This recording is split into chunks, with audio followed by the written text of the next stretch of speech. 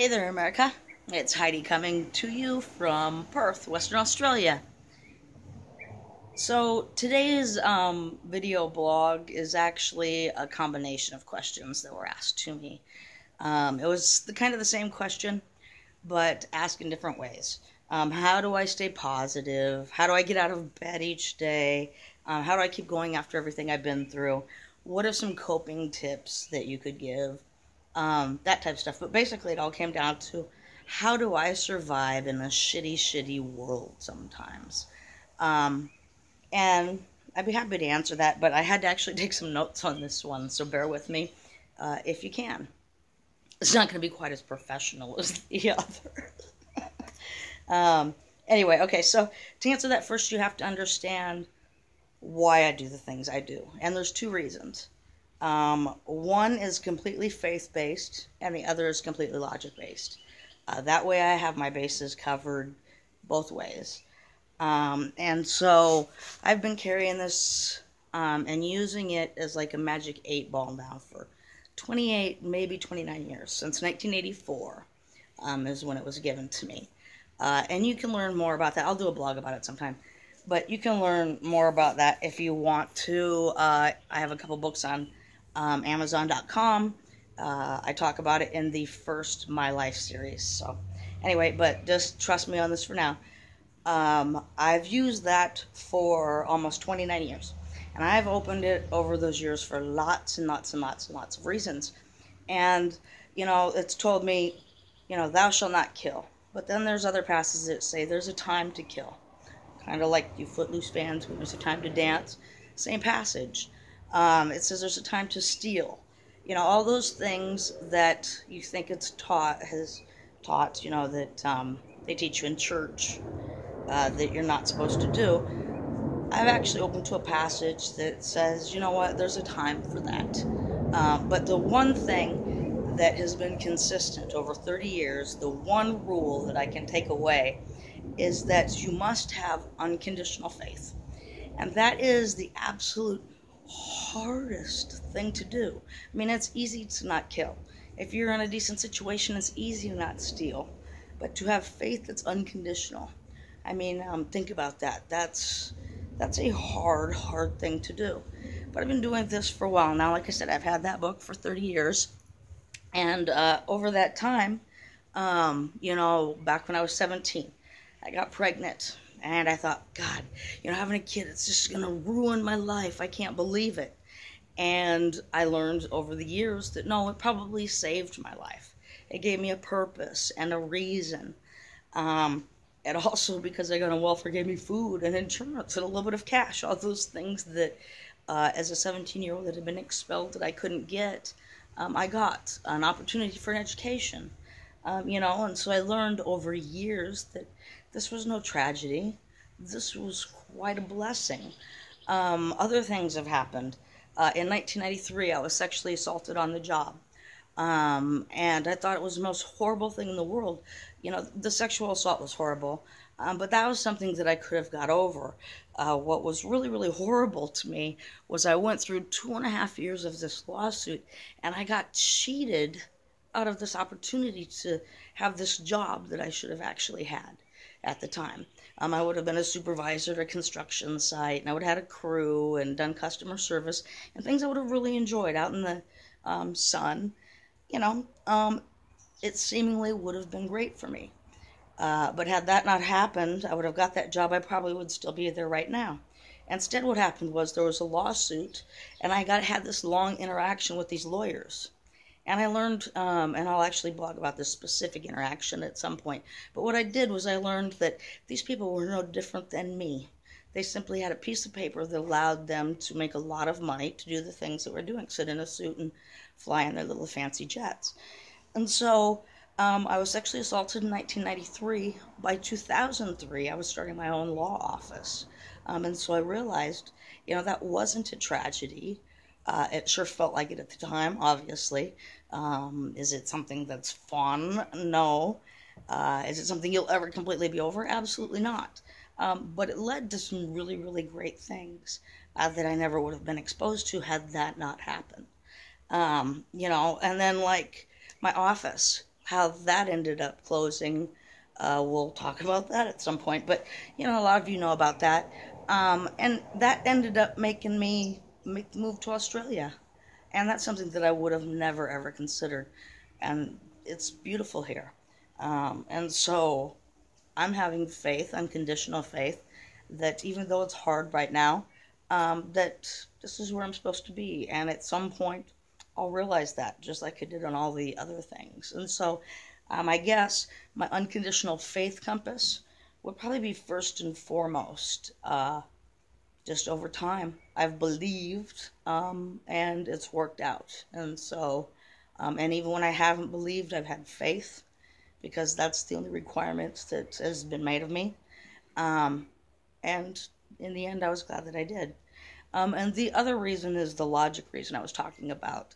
And you'll have to actually, I'll put links on below the website to this. But there's a doctor out there that did a bunch of water studies. And, our body's made up of mostly water. And the crystals and things like that. And he, would take a jar of water. That's just a jar of water. And then another jar of water, same one, same tap, same whatever. He did this experiment several times in different ways. But this one particular that really moved me and helped me understand it was he had just taken water out of the tap for 2 different bottles, and then he had people walk by each bottle and give one bad intentions. I hate you. I hate this. Life sucks. This is bad. Whatever they had in their heart that day that was negative. And on the other one, he asked it to give love and kindness and compassion and those things. And then he actually studied the crystal molecules. And what he found out was our intentions have a huge effect, at least on water. And if life is mostly made up of water, I want to win. And if I let these people get to me, they're changing the essence of me. I'm letting them change my water molecules to hate. And I believe that probably means disease and all kinds of stuff. And I actually experienced that. I dug in and I got very sick over that incident. And so logically, I think to beat these guys, you got to project love into that water bottle. And that's what's going to end up making you up. So, I don't know. You can look at that and see what you think. He's done all kinds of studies. And like I said, I'll eventually put links to that. But it was enough to convince me. So anyway, and then, so what you really care about is how I do it. And I guess probably one of the first things I would do, or would say, is that I do my best to protect my heart in situations where I know that in the future my heart's going to get very, very hurt. And how do I do that? It's a bunch of different ways. If you watch Video Blog 2, I talked about a girl that I never had a chance with that I was all upset about. Well, there was a time when we were on a beach down in Fort Myers, and I knew that that was going to be the last time that I actually saw her. I don't think she knew that, because we were going to talk and stuff afterwards. But I knew that was going to be the last time that I saw her. And it hurt me. And so as we were leaving that beach, I just picked up a little piece of sand and I let it slip through my hand. And by doing that, whenever I think of that moment and that hurt, it kind of reflects some of the pain from my heart. It clearly gets there. But I first feel the ouch in my hand and dropping that sand, right? And then it deflects on up to my heart. It kind of gives it a little bit of a buffer. And it's not a lot, but it's something that I can do to protect from something that I knew would hurt me in the future. Just little things like that. I avoid certain news. I don't have to in Australia, but in the U.S., there was certain news that I would avoid because I knew that it would hurt my heart. It would tear me up or make me angry. In other media, I don't watch scary movies. Simply because I don't need that emotion in my life. Not because I'm scared of anything, but because I have enough emotions to deal with. And that's one that I just don't want to have to deal with. And so I go out of my way to not to not bring it into my life. Um, and like when I came here, I had been building, many of you know, what I called Utopia under construction. And the thought of someone using my Utopia under construction while I was here after how everything ended really, really was something that I knew would haunt me. I didn't want to picture that. And so I asked a friend of mine at the time, she's not anymore, um, to take Utopia under construction apart, to take part of the deck apart, and to do something with the building. So I didn't have to think about someone being there in my Utopia under construction. I couldn't, I probably could have sold things, done stuff like that, and made some money. But the money wouldn't have protected my heart, thinking that someone else was there building my Utopia. What I needed to do to be okay was know that if I wasn't going to be there building it, no one was going to be there building it. And that was just a picture in my head that I had to have. Of course, she went on to trash it and do all kinds of other things. And so, that was something I had to deal with and I'm still dealing with. But the fact that I don't have to deal with that initial ouch that I knew I was going to have to deal with helps a lot. And so that's one way. I go out of my way to protect my heart the best that I can. Another way is I always stay true to myself. And that is hard. I mean, I do it regardless of outcome. I've lost family that I haven't talked to in years and friends. Some would say I lost a successful career over it. But I had a near-death experience, and we can debate all day long if it was a real near-death experience or not back in 2012. But what matters is I believed that it was a near-death experience, and how I reacted to that is what matters here. When that experience happened, I was not happy to be leaving Earth, but I didn't have a lot of regret because I had lived true to me. I had a lot of ouches, and I had regrets, I guess, about how things turned out, but I didn't have regrets about how I handled things. And that's because even when it was hard to walk tall, I did that. Just a good example was I wasn't talking to my daughter at the time, and the thought of dying, there alone, without talking to my daughter and tell her that I love her was killing me. But I knew how I handled that situation, and when I had her as a 17-year-old, my goal was to have a strong, independent kid. And regardless of how things ended up at that point, my goal was met. I had a strong, independent kid at that point. And that was enough for me to know that I had done a good job, and that I had stayed true to myself through that situation.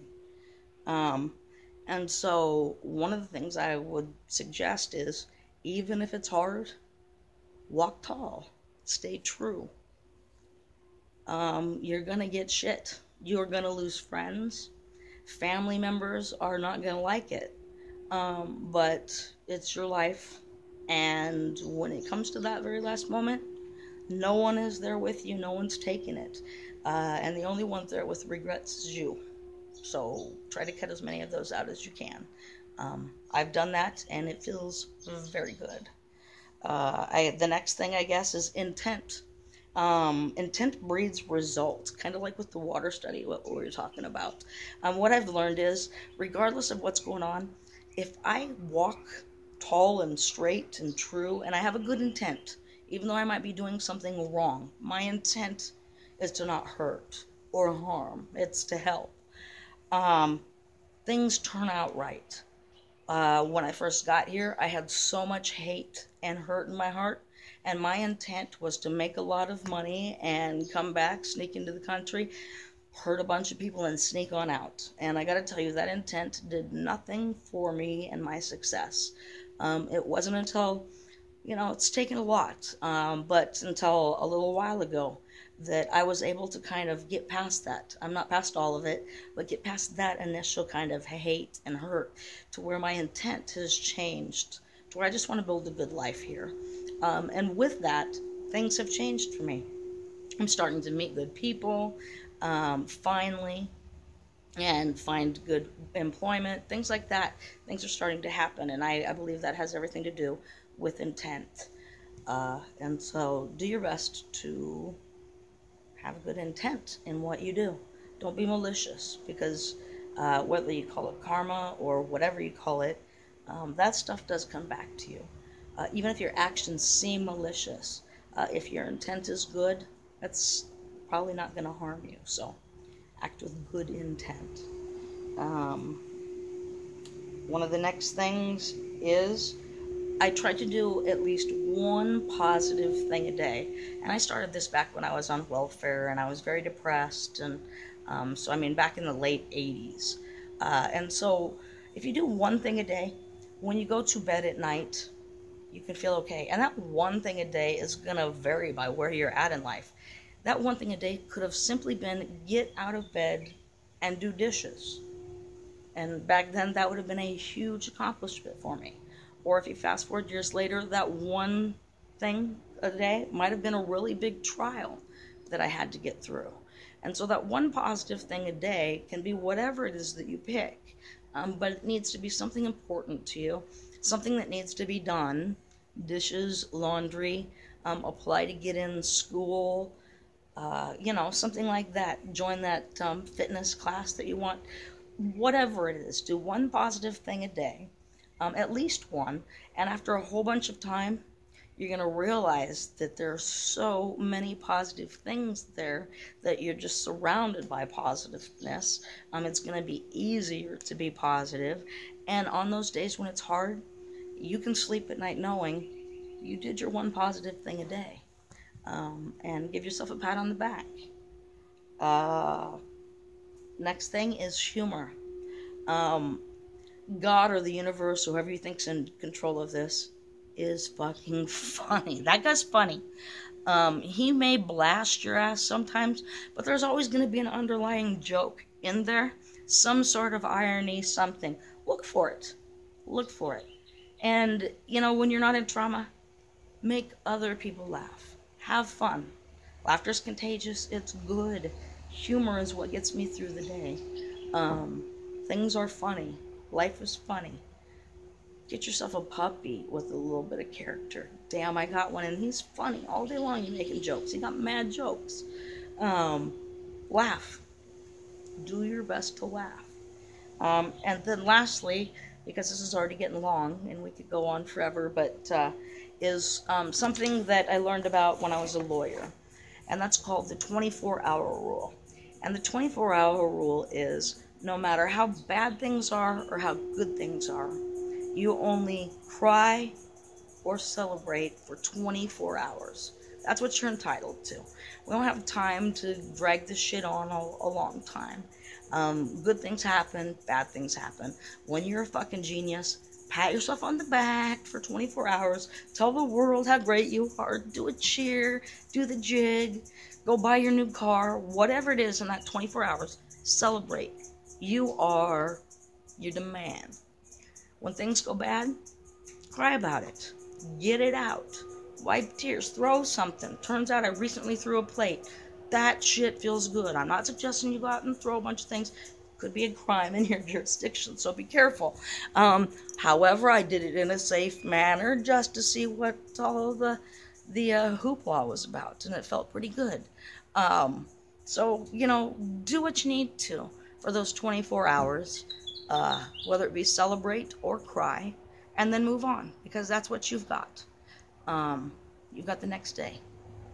And it could be good, it could be bad. Do one positive thing a day. Find the humor in it, and hopefully it'll be good. Anyway, I hope that helps just a little bit. And I'll bring you the next video blog here soon. I think what we'll probably do is the Amazon How to Write a Book. So anyway, take care and talk to you later.